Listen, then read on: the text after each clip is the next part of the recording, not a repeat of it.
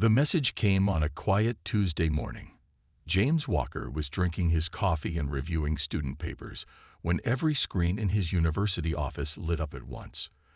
The same thing was happening all over Earth, on phones, computers, billboards, and televisions. A simple message appeared in every human language.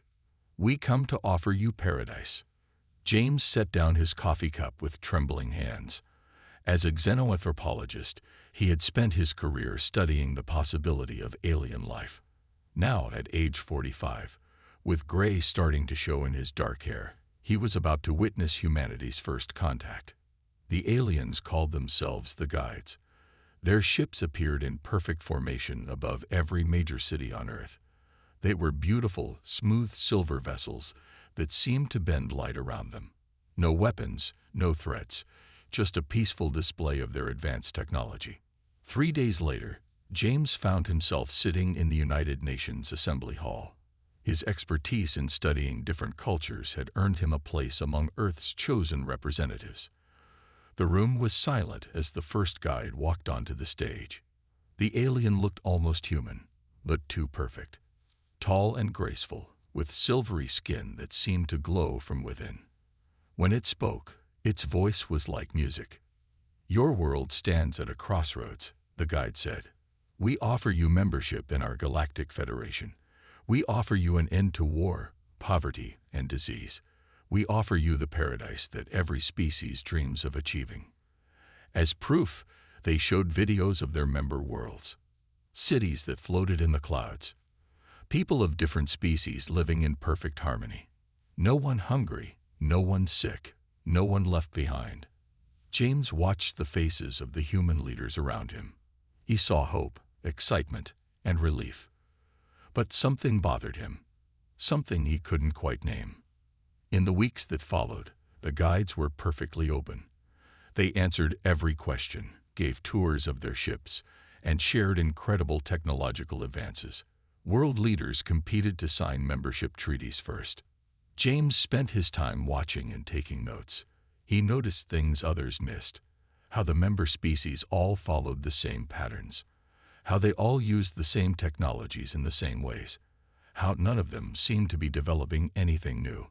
One evening, as he was reviewing his notes in the empty UN building, he met Dr. Emma Ross.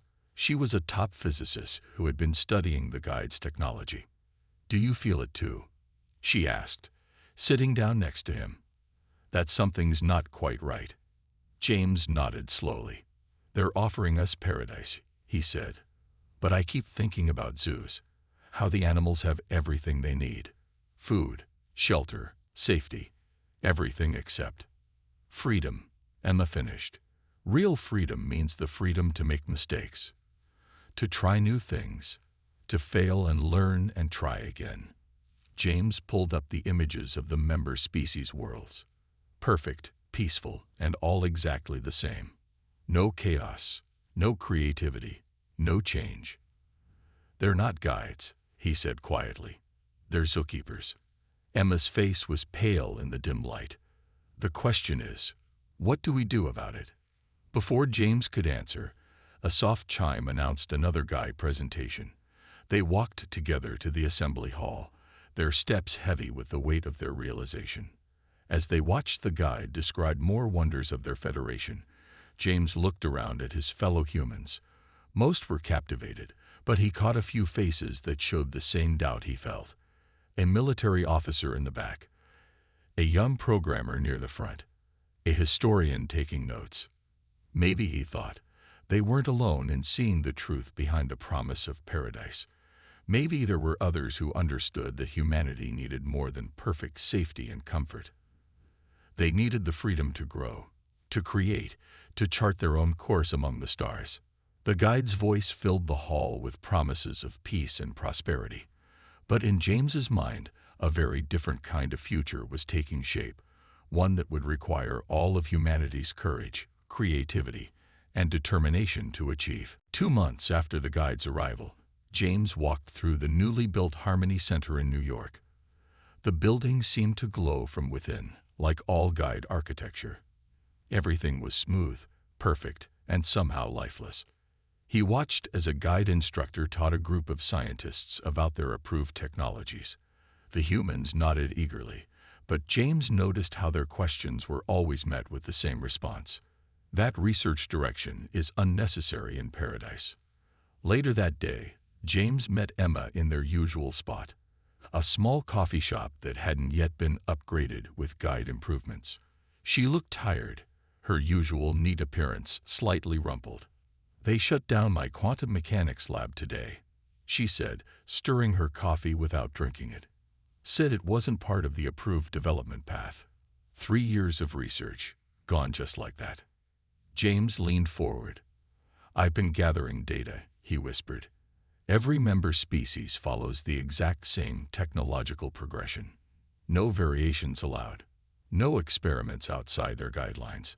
He pulled out his tablet, showing her the patterns he'd discovered.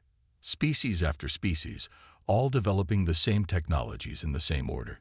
Any deviation was quickly corrected by the guides. "But that's not the worst part," he continued. "I found references to other civilizations, ones that aren't part of the Federation. They just disappear from the records." Emma's eyes widened. "Disappear how?" Before James could answer, his tablet chimed. Another mandatory guide presentation was starting. They hurried to the main hall, joining the crowd of humans gathering to hear the latest announcement. The guide on stage looked exactly like all the others. Tall, silver, perfect. "We are pleased to announce the first phase of humanity's ascension," it said. "All military research facilities will be converted to Paradise Development Centers. All weapons research will cease. All independent space programs will be merged with guide oversight." The crowd applauded. James watched as world leaders nodded in agreement, signing more treaties. But he also noticed Admiral Thomas in the back row, his face hard as stone. The Admiral caught James's eye and gave a tiny nod. After the presentation, James and Emma followed a hidden signal on their tablets to a basement room deep beneath the city. Admiral Thomas was waiting with a small group of others, scientists, soldiers, artists, and engineers. "Welcome to the Resistance," the Admiral said quietly. "We've been watching you both. You're not the only ones who see the truth." On screens around the room, they showed James and Emma what they'd discovered. Guide ships destroying civilizations that refused to join. Creative species being slowly stripped of their innovation under the guise of paradise. The few who tried to break free, never to be seen again. "They promise paradise," a scientist named Robert said, "but the price is everything that makes us human. Our curiosity, our drive to explore, our need to create and discover." James thought about the student papers he'd been reading the day the guides arrived. Young minds full of questions, ideas, and dreams. In the guide's paradise, those dreams would be replaced with comfortable, safe, approved thoughts. "We're building a network," Admiral Thomas explained. "Hidden labs, secret communications, people who understand what we're losing. We need your help." Emma stepped forward without hesitation. "I'm in. My research might be shut down officially, but I can keep working in secret." James looked at the faces around him, determined, afraid, but ready to fight. He thought about the missing civilizations, about the perfect, empty cities of the guide worlds, about the future humanity would lose if they accepted this false paradise. "When do we start?" he asked. Admiral Thomas smiled grimly. "We already have. The question is, are you ready to risk paradise for freedom?" Looking at the hope and determination in the room, James knew there was only one answer. The price of paradise was too high, and humanity would find another way. Deep beneath the Atlantic Ocean, in a research facility hidden from guide sensors, James watched Emma work on their latest project. 6 months had passed since they joined the Resistance, and every day brought new challenges and new hope. "The guides think we're building their approved water purification system," Emma said, gesturing to the large machine in front of them. "But we've modified it to mask energy signatures. It'll help hide our other research facilities." James nodded, remembering how they'd started.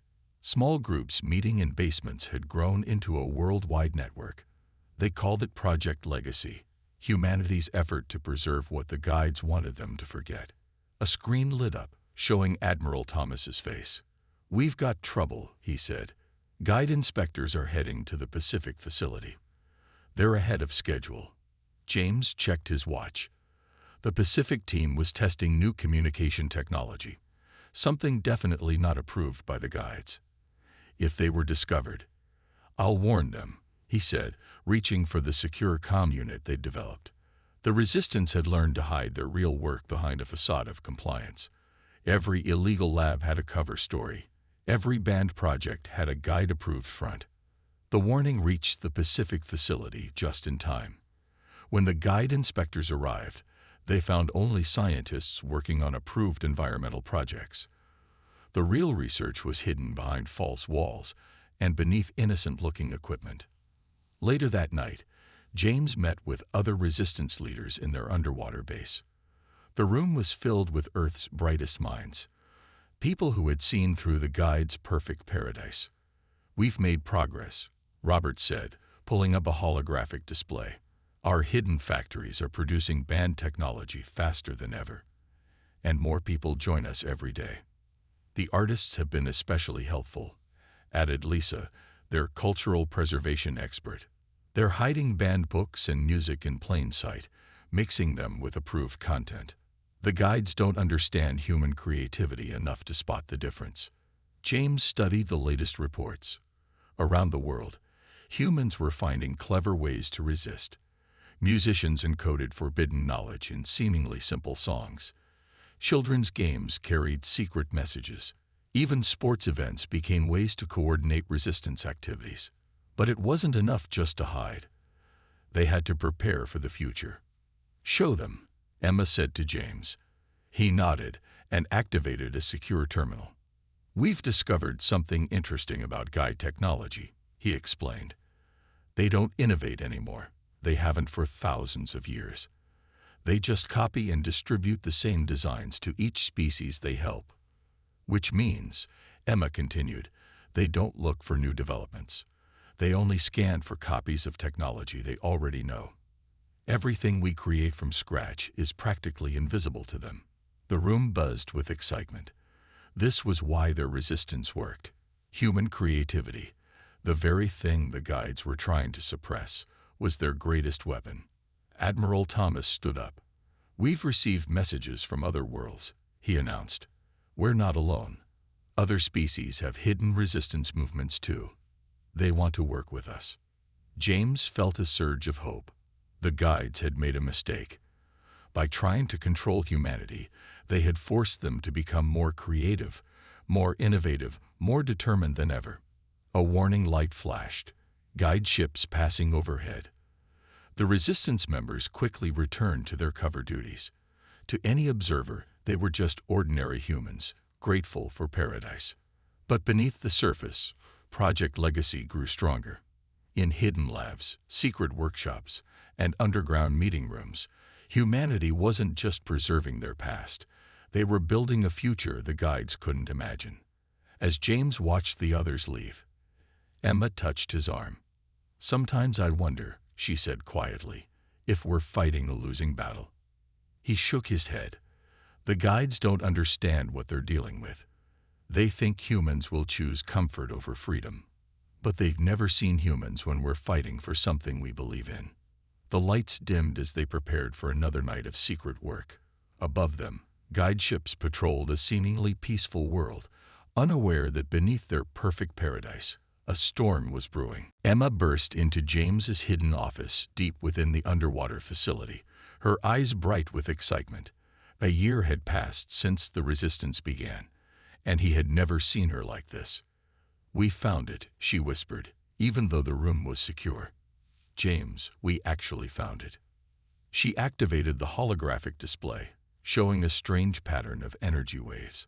At first glance, it looked like ordinary space-time distortion, similar to the guide's technology.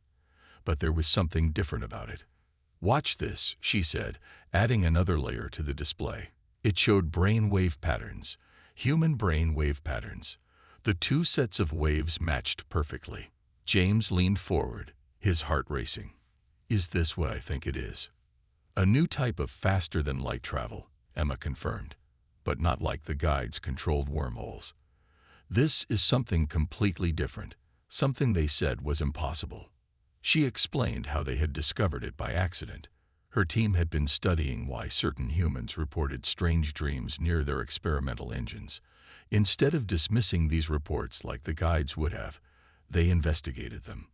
Human consciousness, Emma said, can interact with space-time in ways the guides never imagined.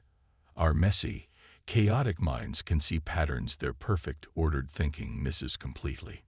Robert rushed into the room, followed by Admiral Thomas. Word of the discovery was spreading through the Resistance leadership. The tests are confirmed, Robert said, catching his breath. The prototype engine works. But here's the amazing part. It only works with a human operator. When we tried it with guide technology controlling it, nothing happened. Admiral Thomas studied the displays carefully. So our greatest weakness, according to the guides, is actually our greatest strength. Our unpredictable, creative minds. Exactly, Emma said. Their perfect order blinds them to whole areas of science. They can't even detect our new drive, because they don't believe it's possible. James thought about what this meant. We could travel anywhere in space, completely outside their control. Better than that, Emma added. We've been in contact with resistance movements on other worlds. Their people can interface with the drive too, but only the ones who've kept their creativity, their chaos, the ones who didn't fully submit to guide control.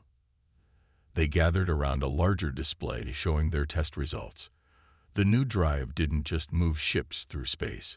It created entirely new pathways, invisible to guide sensors. It was like humanity had discovered a whole new layer of reality that the guides' perfect, ordered minds couldn't perceive. How long until we can build a full-size version? Admiral Thomas asked.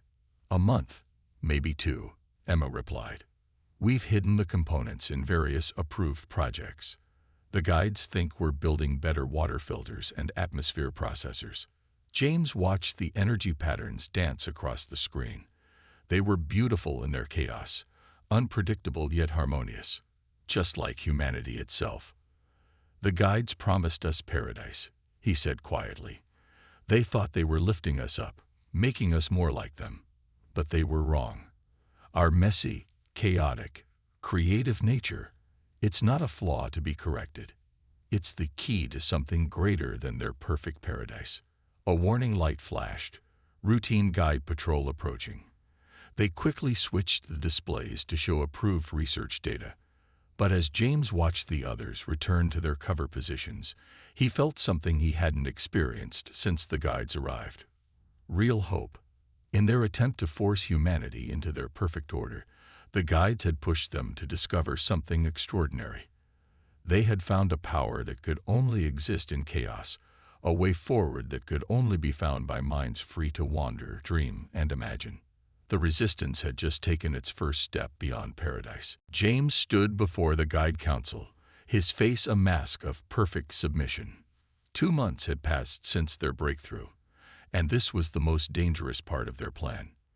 We are pleased with humanity's progress, the lead guide said, its silver skin glowing softly. Your species is adapting well to paradise. Yes, we are most grateful, James replied, bowing slightly. Inside, his heart was racing. Hidden in his apparently guide-approved tablet was a quantum communicator, sending signals to resistance cells across the galaxy. After the meeting, he walked through the transformed streets of New York. Everything looked perfect, clean, ordered, peaceful. Perfect buildings, perfect vehicles, perfect people going about their guide-approved lives. Only James and a select few knew what lay beneath the surface. In a hidden room under an ordinary-looking coffee shop, Emma was conducting another secret meeting. The holographic display showed their growing network of allies across different worlds. The resistance on World 247 has successfully copied our engine design, she reported to the gathered leaders. They're hiding it exactly as we are, disguised as simple water purification systems. Robert activated another display, showing their progress. 6 worlds have working prototypes now. 10 more are nearly ready. The guides suspect nothing because they're not looking for anything new. They only watch for copies of technology they already know. James studied the complex web of connections they'd built. Each world's resistance movement was helping others while appearing to be perfectly obedient to the guides. It was a dangerous game, but they were getting better at it every day. "What about the new ships?" Admiral Thomas asked quietly. "Hidden in plain sight," Emma replied. "We're building them in pieces, scattered across thousands of approved construction projects. The guides think we're just making better homes and public buildings."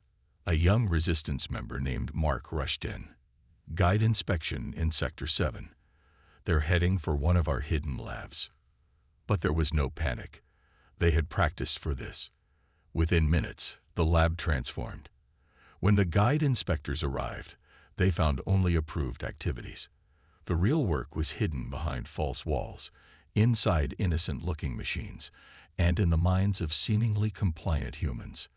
Later that night, James met with Emma in their secure underwater facility. "Sometimes I feel bad about the deception," he admitted. "The guides truly believe they're helping us." Emma nodded, watching their new engine pulse with energy patterns no guide would understand. "They want to help us by making us like them. But we found a better way. One that celebrates our chaos instead of suppressing it." Suddenly, alarms flashed silently on their screens. A resistance cell on another world had been discovered. They watched helplessly as the guides moved in, not with weapons, but with corrective measures, technology to make the rebels more compliant, more ordered, more perfect.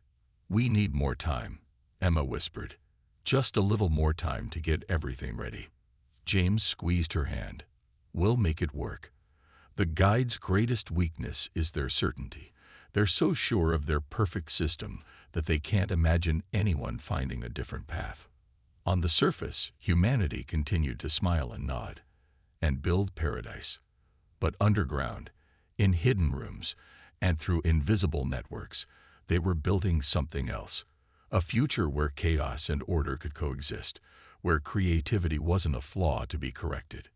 As James prepared for another day of deception, he thought about all the worlds working together in secret. The guides had unwittingly united them, giving them a common cause. Soon, very soon, they would be ready to show the galaxy that there was something greater than paradise. But for now, they smiled and bowed and pretended to embrace the perfect, empty piece of the guides' world. The first sign that the guides had discovered their secret came at dawn. Guide ships appeared over every major city on Earth, not in their usual perfect formations, but in attack positions. Their silver surfaces now looked cold and threatening. James was in the underwater command center when the news arrived. "They found the lab on World 247, Emma reported, her face pale but determined. "Someone made a mistake. They saw our new engine." Admiral Thomas straightened his uniform. "Then we stick to the plan. We're not ready, but we can't wait anymore. Send the signal." James pressed his hand against the quantum communicator. Across the galaxy, hidden resistance cells received the message they had been preparing for. Paradise has fallen. Freedom rises. The guide's voice boomed across every speaker on Earth. Humanity has deviated from the approved path. Correction protocols are now in effect. Do not resist. Paradise must be maintained. But humanity had been preparing for this moment. As guide ships descended toward major cities, they found their perfect paradise already crumbling. The seemingly compliant humans were revealing their true faces. Hidden panels in buildings slid open, revealing new weapons and shields. The Resistance's secret ships, disguised as ordinary structures, rose into the air, each one powered by the new engine that only free minds could control. "First wave, launch now," Admiral Thomas commanded. James watched as the screens showed their ships taking off, not in perfect formation like the guides, but in beautiful chaos, unpredictable patterns that the guides' ordered minds couldn't track. Emma's voice came over the comm. She was leading the first attack from her ship. The new drives are working. They can't track us through hyperspace. Their sensors can't understand the patterns. The guides had expected submission. Instead, they found rebellion. Their ships fired correction beams, energy that would rewrite human minds to be more ordered, more perfect. But the resistance was ready. Activate the shields, James ordered. The quantum shields, born from human chaos and creativity, absorbed the guide weapons like water soaking into sand. More than that, they turned the energy back into power for their own ships. Around the world, the same scene played out.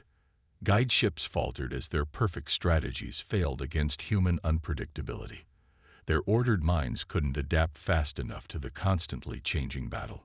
Then came the second signal. On dozens of worlds across the galaxy, other species rose up. The guides found their perfect paradise falling apart everywhere at once. Each resistance cell used tactics the guides had never seen, couldn't predict. James's screen lit up with Emma's face. The guide ships over London and Tokyo are retreating. Our chaos is overwhelming their order. But the guides had one last move. Their massive mothership appeared over New York, its silver surface darkening to storm cloud gray. If humanity will not accept paradise, the guide voice boomed, then humanity must be reset. We will begin again. Now, James commanded. Every resistance ship activated their new drives at once. The galaxy itself seemed to ripple as human consciousness connected with space-time in ways the guides had thought impossible. The mothership's weapons powered up, but nothing happened. Their perfect technology couldn't function in the chaos humanity had unleashed. The guides had built their paradise on perfect order, and now that order was breaking down. Emma's ship led the final attack, leading a swarm of vessels that moved like a flock of birds, beautiful in their chaotic dance. The mothership's perfect defenses couldn't track them, couldn't predict where they would strike. As the massive guide ship retreated, its surface cracking with energy overload, James received messages from across the galaxy. World after world reporting the same thing. The guides were running from the chaos that they couldn't control. Humanity hadn't just found a way to fight back. They had shown the galaxy that there was power in chaos, strength in creativity, and freedom in imperfection. The revolution wasn't just defeating paradise, it was creating something entirely new. 1 year after the revolution, James stood at the window of the new Galactic Cooperation Center in what used to be the guides' headquarters. The building had changed, just like everything else. The perfect silver walls now shimmered with colors that shifted and changed, reflecting the diversity of species working inside. Emma joined him, carrying plans for the latest improvements to their faster-than-light drive. Still hard to believe sometimes, she said, watching ships of different species come and go in beautiful, chaotic patterns. We didn't just beat them, we created something better. The guides had retreated to a distant corner of the galaxy, their perfect paradise, now just one choice among many. Some species still chose to live under their order, and that was fine. The difference was that now it was a choice, not a requirement. Ambassador James, a voice called. He turned to see a member of the star-breather species floating nearby, a being of pure energy that the guides had once tried to force into physical form. The Council is ready for your report. In the Grand Council chamber, representatives from 100 worlds gathered. Some were former guide subjects, others were species that had hidden from the guides for centuries. All were now part of something new, a community that celebrated differences instead of erasing them. The network of chaos drives continues to grow, James reported, showing the latest maps. We've established new trade routes that the guides never imagined possible. More importantly, we're seeing new forms of cooperation between species. He displayed images from across the galaxy. Humans working with energy beings to explore different dimensions. Crystalline species teaching others about music that could only be heard through solid matter. Worlds that had been perfect and silent under guide control now buzzed with activity and innovation. Admiral Thomas, now head of the Defense Fleet, stood up. There have been no guide attacks in 6 months. Our chaos seems to disturb them. They can't comprehend a system that works without perfect order. And the Paradise Worlds? Asked a representative from a former guide-controlled planet. Emma activated another display. Those who want to stay in Guide Paradise are free to do so. But every day, more choose to join us. They're discovering that true growth comes from facing challenges, not avoiding them. After the meeting, James walked through the city with Emma. Children from different species played together, inventing games with rules that changed every minute. Artists created works that combined styles from across the galaxy. Scientists from different worlds shared ideas that would have been forbidden under guide control. Remember when they first arrived? James asked, stopping at their old coffee shop, now run by a being of living crystal who made amazing new drink combinations. They promised us paradise. Emma smiled. And we found something greater, the freedom to build our own future. They reached the launch pad where humanity's newest ship was preparing for its first flight. The vessel looked nothing like the guide ship's perfect silver shapes. Its hull rippled with colors and patterns that reflected the chaos drives powering it. The crew was a mix of species, all chosen for their creativity and adaptability. Ready for the first test flight? Robert asked, walking down the ship's ramp. He had been chosen as chief engineer for the mission. James watched as the final preparations were made. This ship would travel further than the guides had ever gone, using powers they had never understood. Not because it was perfect, but because it could adapt, change, and grow. We've come so far, Emma said softly, but it feels like we're just beginning. James nodded, thinking of all the possibilities ahead. The guides had promised paradise, a perfect, unchanging existence. Instead, humanity had shown the galaxy something far more valuable: the beauty of chaos, the strength of diversity, and the power of freedom. As the new ship rose into the sky, its chaos drive singing with the combined consciousness of its crew, James knew they had created something that would last longer than any paradise. They had created hope.